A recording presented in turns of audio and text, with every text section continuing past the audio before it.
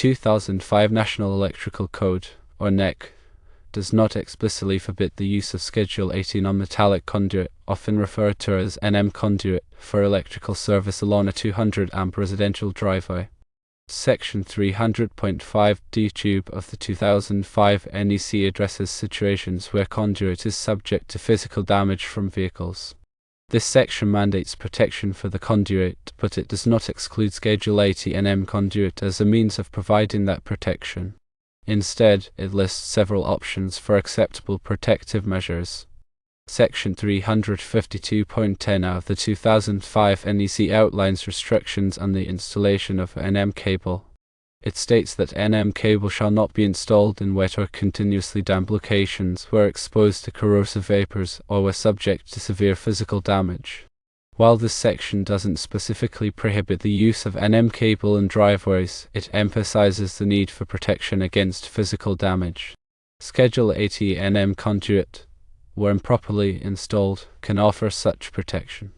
Therefore, based on the 2005 NEC, using Schedule 80 NM conduit for electrical service along a 200-amp residential driveway is potentially permissible, contingent upon certain conditions. Firstly, the conduit must be adequately protected from physical damage caused by vehicles. Secondly, it must not be installed in locations that are wet or continuously damp. And thirdly, it must not be exposed to corrosive vapors. It is crucial to recognize that local code requirements may differ from the NEC.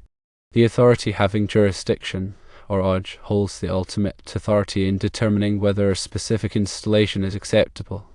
In situations where the AHA has concerns or objections, it is the responsibility of the electrical contractor to engage with AHA to explore the possibility of obtaining an exception or to identify suitable alternative solutions that meet the code requirements.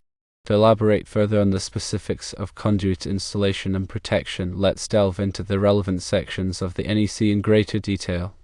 Firstly, concerning physical damage, Section 300.5 provides comprehensive guidelines for underground installations. Subsection D focuses specifically on protection from physical damage. It's important to note that the depth of burial plays a significant role in determining the level of protection required. For instance, direct buried cables typically need to be buried deeper than conduits.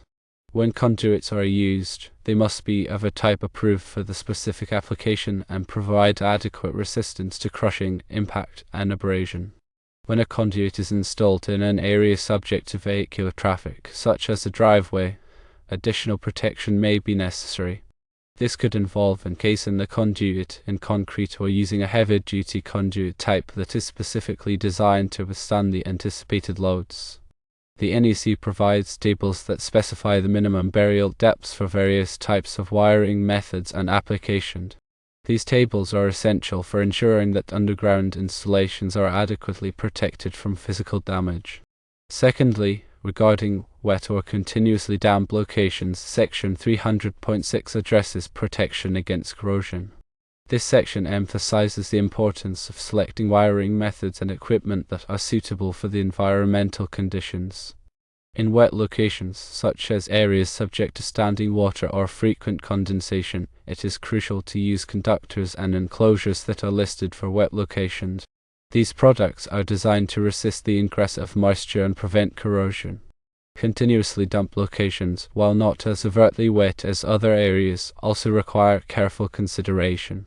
These locations may experience prolonged exposure to humidity or moisture, which can lead to corrosion over time. In such cases, it is advisable to use corrosion-resistant materials and to ensure that all connections are properly sealed to prevent moisture from entering the electrical system. Thirdly, in relation to corrosive vapors, Section 300.6 also addresses protection against corrosion in areas where corrosive substances are present. Corrosive vapors can attack electrical conductors and equipment, leading to premature failure and potentially hazardous conditions. In such environments, it is essential to use wiring methods and equipment that are specifically designed to resist corrosion from the particular chemicals or substances present. This may involve using special alloys, coatings, or enclosures that are impervious to the corrosive vapors. It is also important to ensure that the ventilation system is adequate to prevent the buildup of corrosive vapors in the area. In addition to these general requirements, the NEC also includes specific provisions for different types of wiring methods and equipment. For example, Article 334 covers non-metallic sheath cable, commonly known as NM cable. This article outlines the permitted uses and restrictions for NM cable, including its use in dry locations only. Article 352 covers rigid non-metallic conduit, or PVC conduit.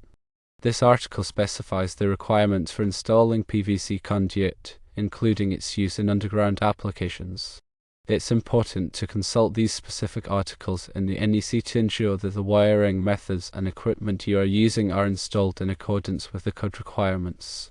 Furthermore, it's crucial to understand the role of the authority having jurisdiction.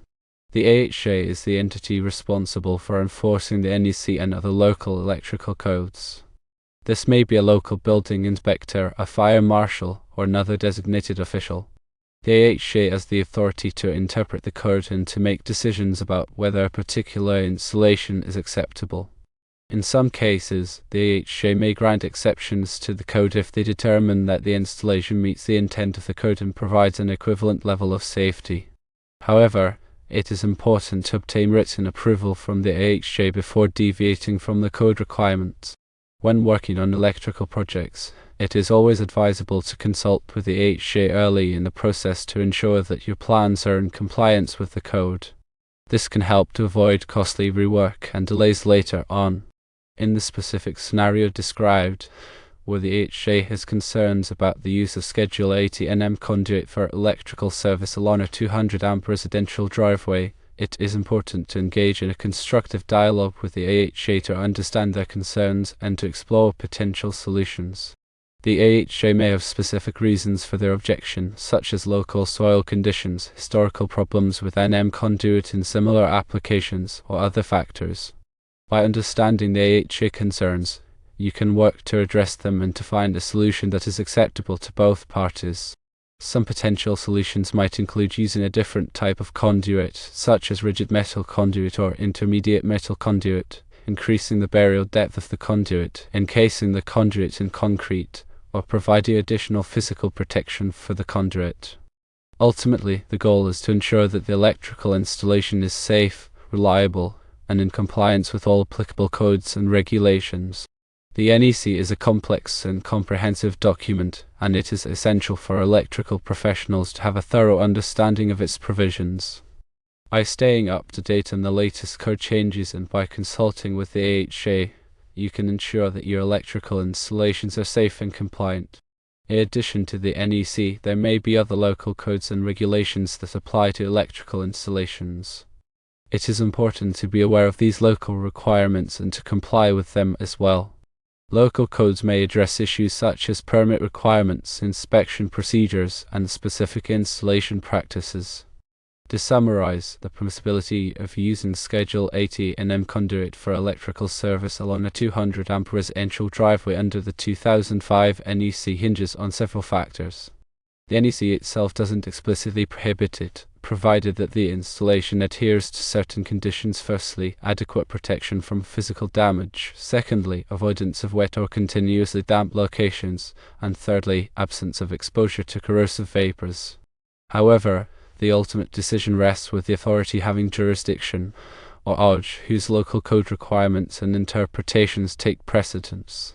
If the AHJ objects, it's incumbent upon the electrical contractor to engage in a collaborative discussion to address their concerns and explore alternative solutions that ensure code compliance and safety. This might involve considering different conduit types, increased burial depths, concrete encasement, or enhanced physical protection measures. A proactive approach, involving early consultation with the AHJ, is crucial for navigating code complexities and ensuring a successful electrical installation. Remember that electrical codes are in place to protect people and property from electrical hazards. By following the code and working with the AHJ, you can help to ensure that your electrical installations are safe and reliable.